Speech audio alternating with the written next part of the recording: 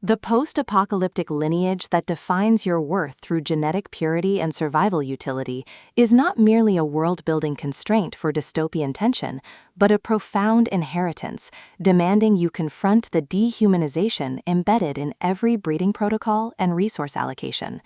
And true continuation requires not preserving bloodlines through reproductive compliance alone, but integrating the weight of chosen kinship until legacy becomes an act of radical care rather than biological imperative. In Newearth Progeny, A.K. Frailey transforms the post-apocalyptic sci-fi trope into precise exploration of generative sovereignty and embodied accountability, proving hope isn't found in repopulating the Earth. It's forged in honoring the person beneath the designation, when every societal structure demands you remain either vessel or asset. From recycled air and hydroponic narration, listeners enter worlds where survival is syntax and presence is the only unbreakable bond, perfect for fans of emotionally intelligent speculative fiction, where female complexity defies breeder or rebel binaries. When designated progenitor Alara Vance faces her first assignment, expecting dutiful fulfillment, she discovers the colony's sterile efficiency mirrors the exact erasure she's endured beneath years of performative purpose,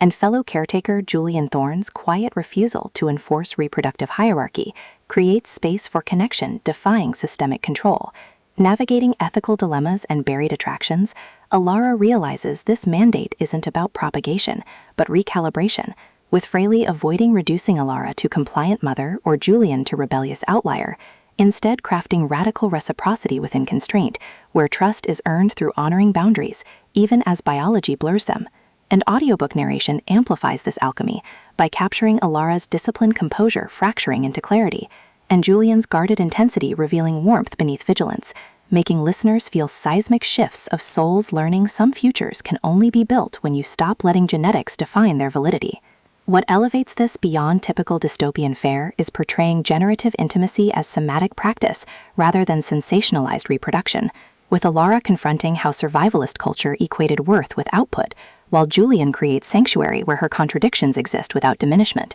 their relationship evolving through shared silences during nursery watches, bypassing performance, rhythms protecting both communal integrity and psychological safety, and mutual defense against administrators mistaking tenderness for inefficiency. Supported by fellow progenitors encoding suppressed longing, elders carrying intergenerational weight, and Newearth itself absorbing decades of unspoken bargains, reinforcing that in extraction-based systems, tenderness toward process is technique, and presence is sustainable resource, with caregiving rituals mirroring emotional attunement, and lineage records becoming metaphors for earned trust. For audiobook listeners, this production is immersive descent into sacred reclamation, with narrators embodying Alara and Julian with remarkable distinction, sound design anchoring existential stakes through distant ventilation hums, rain against dome glass, and hushed breath syncing with moments of clarity, pacing mirroring generative cadence from deliberate reflection to surging awakenings, ultimately redefining post-apocalyptic fiction by centering female epistemology within reproductive frameworks, and affirming that sometimes the most powerful act